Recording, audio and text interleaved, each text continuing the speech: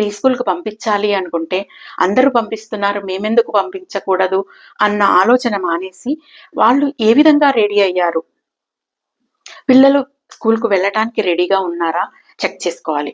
వాళ్ళు స్కూల్ అంటే భయపడుతున్నారా, మాట్లాడగలుగుతున్నారా, కొత్త వాళ్ళని చూస్తే భయపడుతున్నారా, కొత్త పిల్లలతో ఏ విధంగా స్నేహం చేస్తున్నారు, మిమ్మల్ని వదిలిపెట్టి ఎంత సమయాన్ని వాళ్ళు ఉండగలుగుతున్నారు, తల్లిదండ్రులు లేకుండా వాళ్ళు ఎంత సమయాన్ని హ్యాపీగా గడపగలుగుతున్నారు, టీచర్స్తో కలవగలరా, టీచర్స్తో మాట్లాడగలుగుతారా.